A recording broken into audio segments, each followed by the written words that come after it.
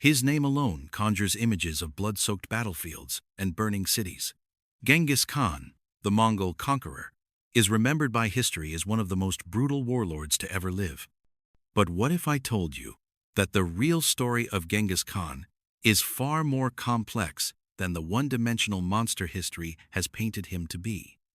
What if the man who built the largest contiguous empire the world has ever seen was also a revolutionary who championed ideas that wouldn't become mainstream in the West for another 600 years? Let me take you back to the year 1162, to the desolate steppes of Mongolia, where a boy was born clutching a clot of blood in his tiny fist. His name was Temujin. According to legend, this was an omen, a sign that he would become a great warrior. But there was nothing great about his childhood, nothing at all. When Temujin was only 9 years old, his father, Yasuge, was poisoned by a rival tribe. Overnight, the family went from being part of the ruling clan to abandoned outcasts. The tribe that his father had led simply left them behind, unwilling to share their meager resources with a widow and her children. Imagine that, a family reduced to scavenging for wild fruits, hunting marmots, and fishing in freezing rivers just to survive. And young Temujin, he did what he had to do. When his half-brother began challenging his authority and threatening the family's survival, Temujin killed him, shot him with an arrow. He was barely a teenager. This wasn't the act of a monster. It was the desperate decision of a boy trying to keep his family alive in one of the harshest environments on Earth. But here's where the story gets interesting.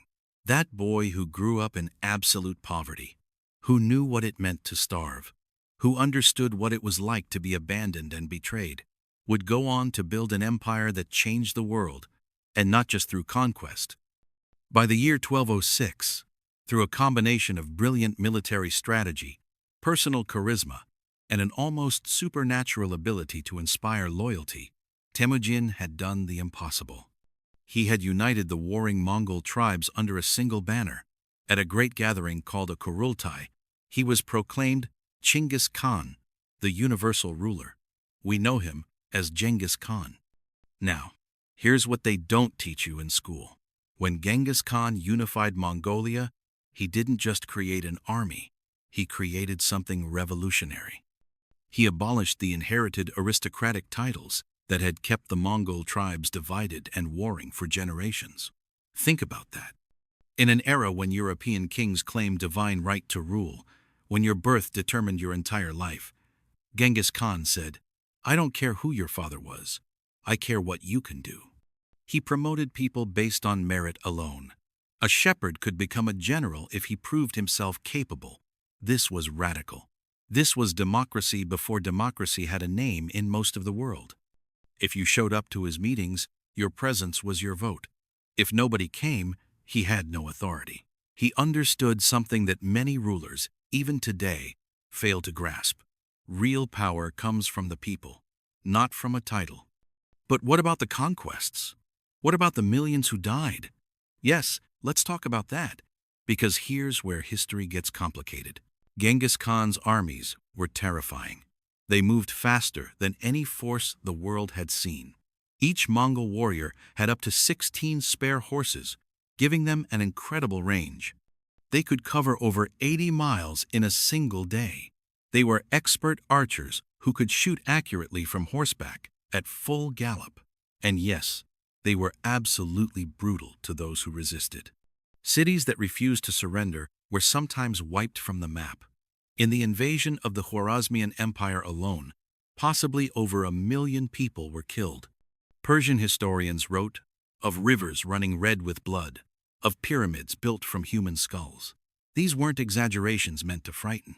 They were observations of real atrocities. But here's what history often forgets to mention.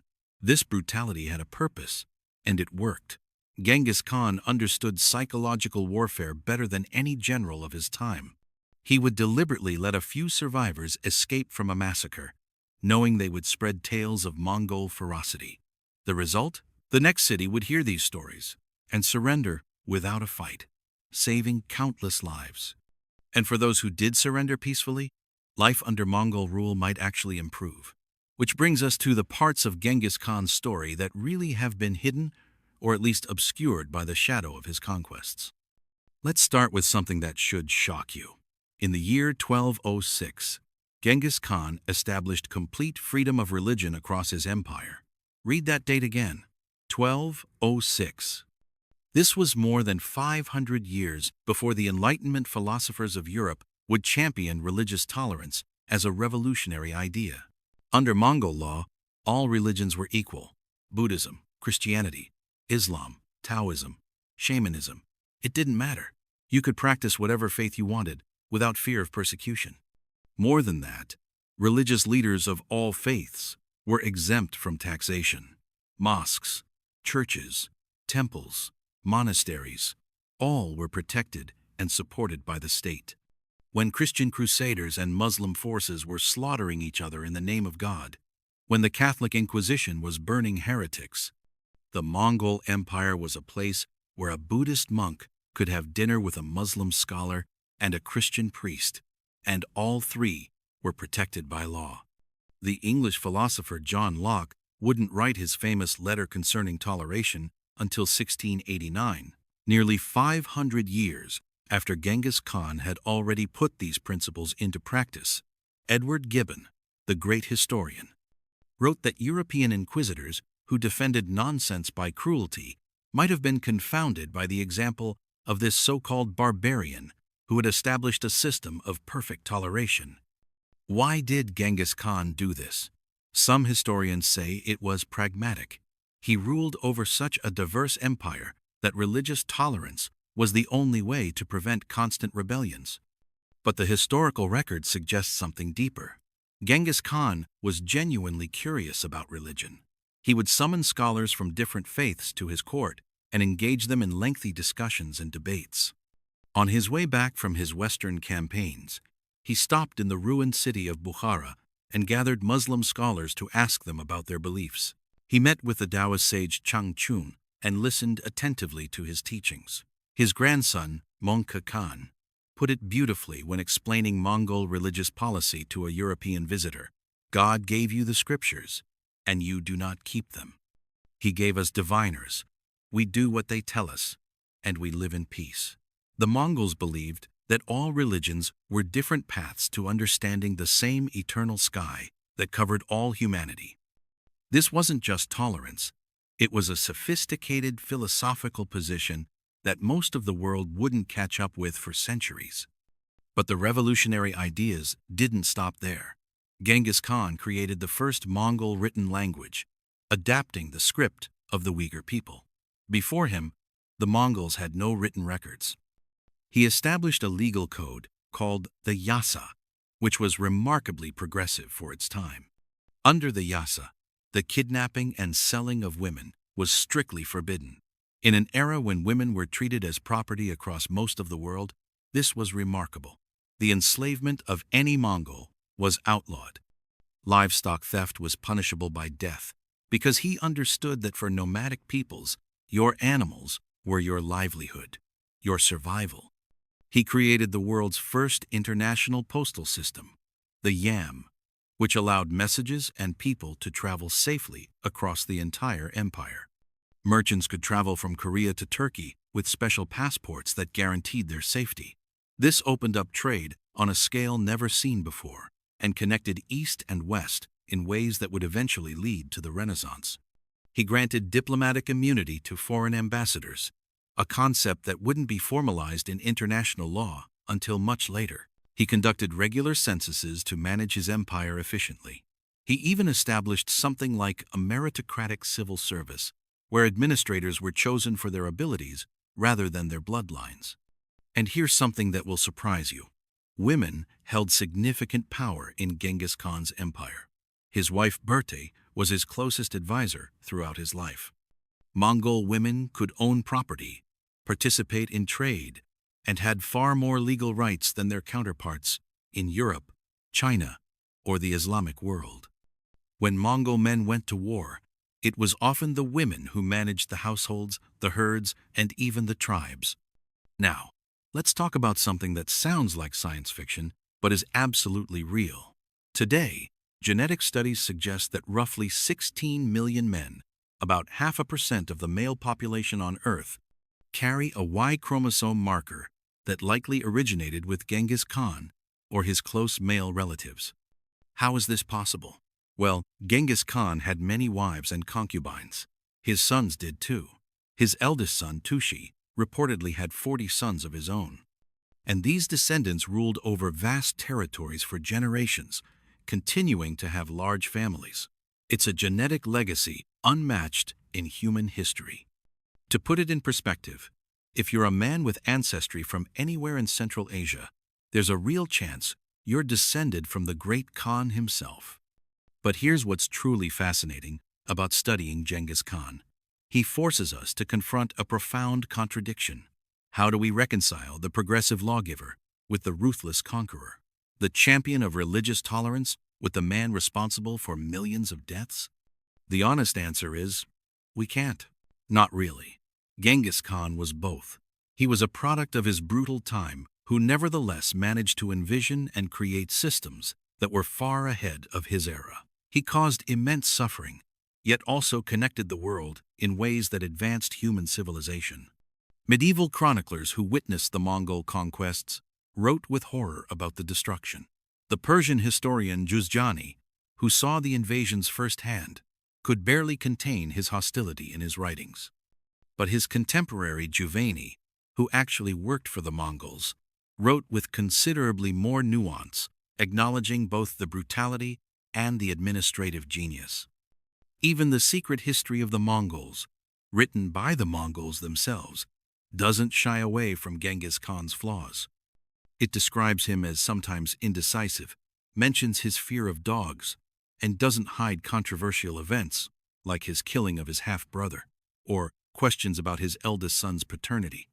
This isn't the propaganda of a perfect hero.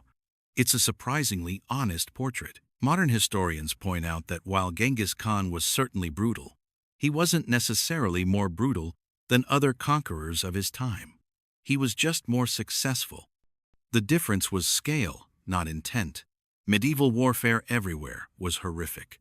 The Crusades, the sacking of Baghdad by anyone, European wars, they all involved tremendous civilian casualties and cruelty. What Genghis Khan had that others didn't was the military genius to win consistently, and then the administrative skill to actually govern what he conquered. Many conquerors throughout history have burned cities. Very few have then built postal systems and guaranteed safe passage for merchants and scholars across continents. So why has history tried to hide the full story of Genghis Khan? Perhaps because he doesn't fit our neat categories.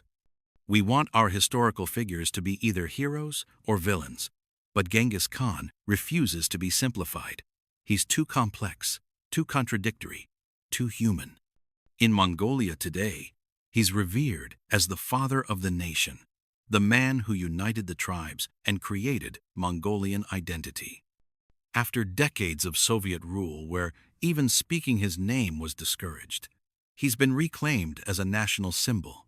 In other parts of Asia, particularly in the Middle East and Russia, he's still remembered primarily for the destruction his armies brought. Both views are true. Both views are incomplete.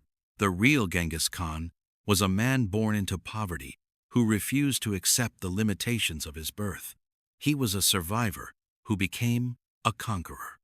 He was a warrior who understood that sustainable empire required more than just military might. He was a pragmatist who realized that tolerance and merit were more powerful than oppression and nepotism.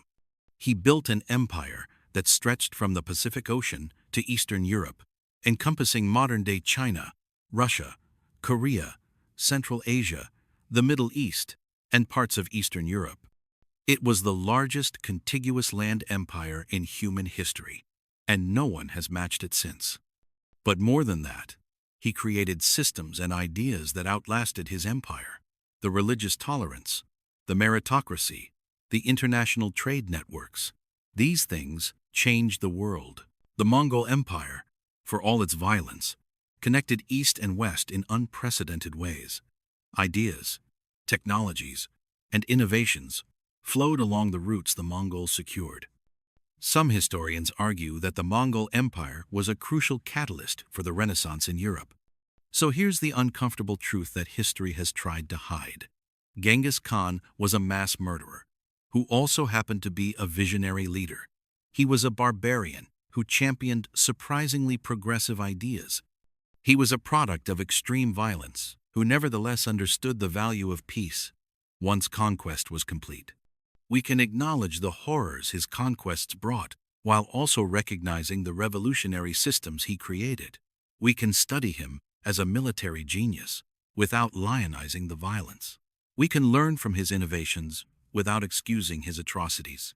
Because, at the end of the day, the real Genghis Khan isn't the simple monster of legend, nor is he the hero of nationalist myth. He's something more interesting and more important. He's a mirror that reflects back our own complicated relationship with power, violence, progress, and legacy.